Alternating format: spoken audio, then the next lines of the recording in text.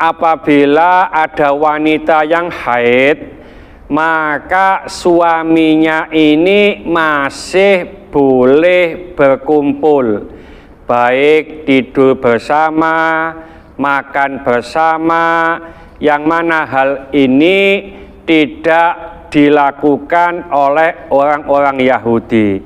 Bahkan suami yang istrinya itu haid masih bisa menikmati tubuh dari istrinya selama satu hal itu tidak dilakukan. Apa?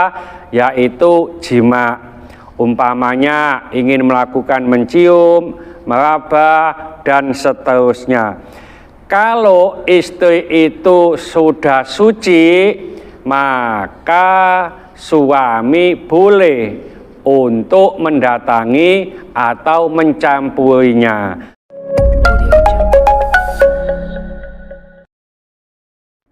Assalamualaikum warahmatullahi wabarakatuh.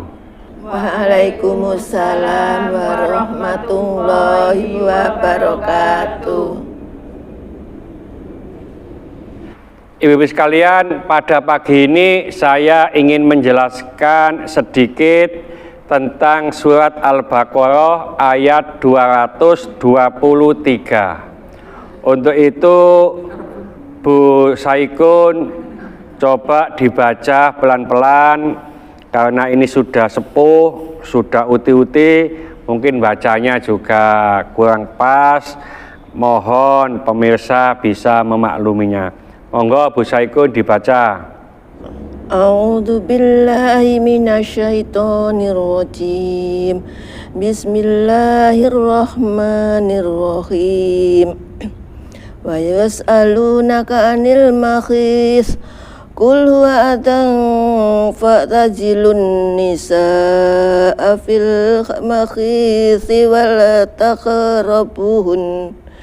Wala taqrabuhunna hatta yatahurn fa idza tatahharna fa'tuhunna min ghaysi amarakumullah innallaha yuhibbut tawwabina wa yuhibbul mutatahhirin.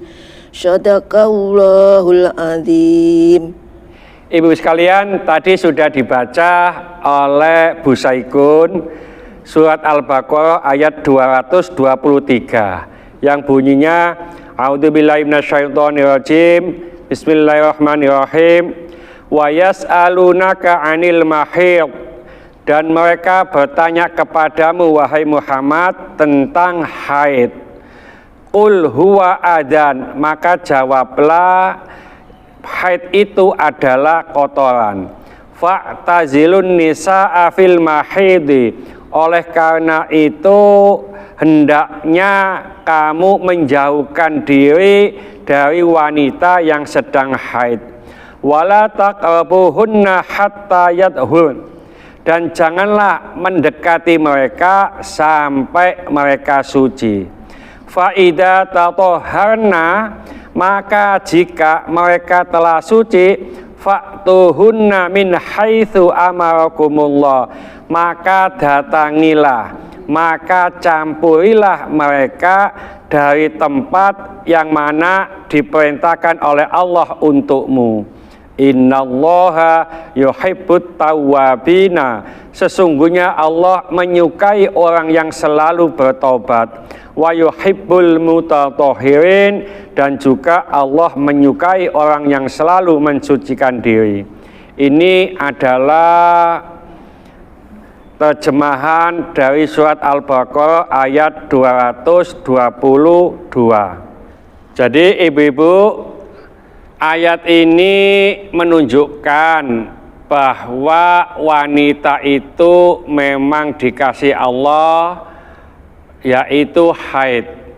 Salah satu dari asbabul nuzul ayat ini adalah ada sahabat yang bertanya. Pertanyaan ini mengenai orang Yahudi yang istrinya itu haid.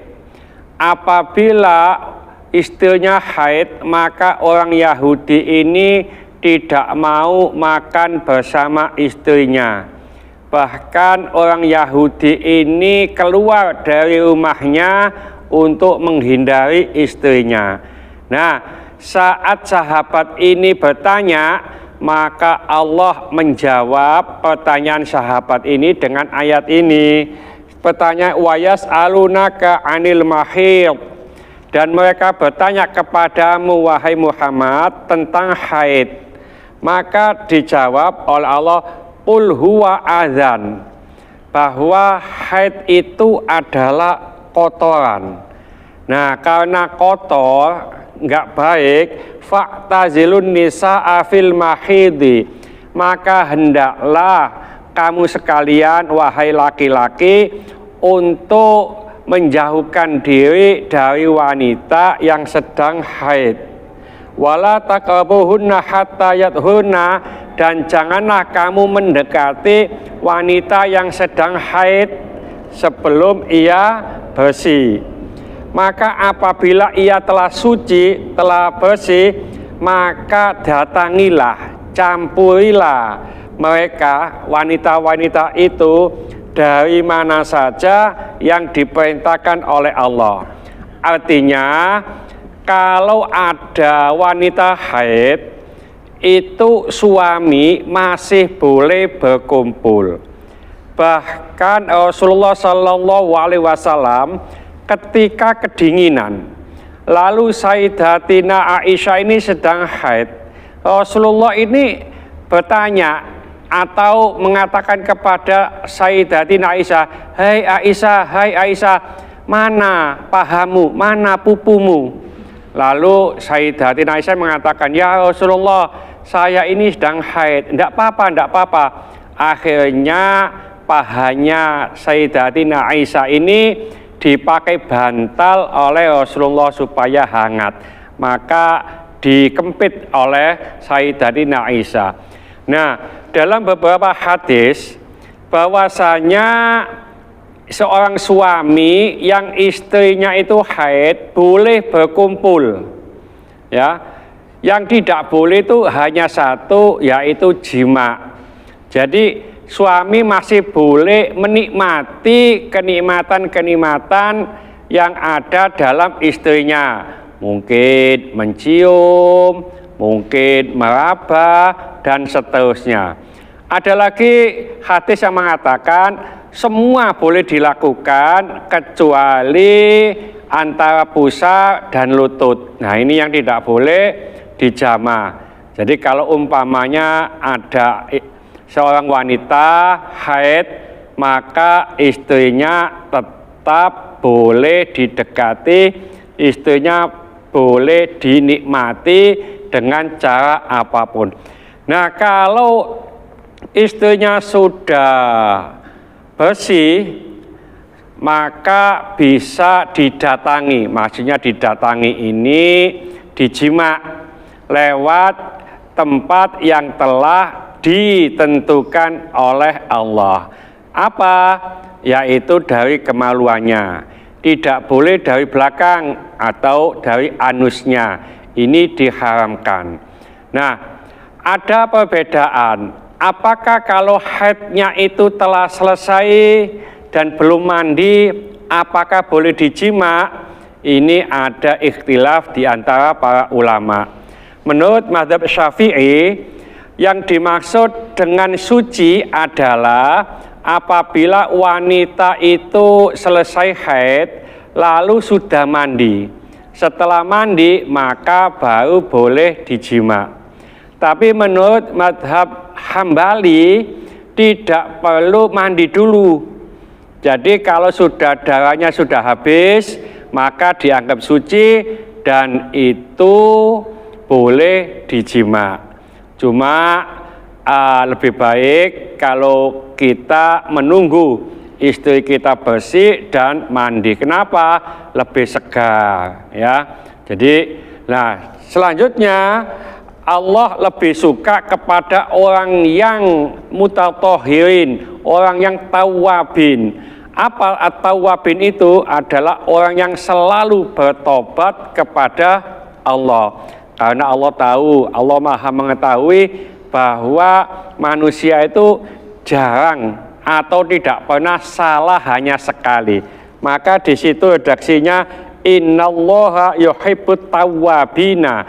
Sesungguhnya Allah itu menyukai orang yang selalu bertobat.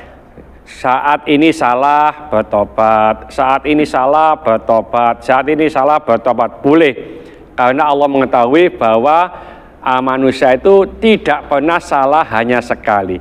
Termasuk wa yuhibbul mutatahhirin, dan Allah menyukai orang yang selalu mensucikan diri, membersihkan diri.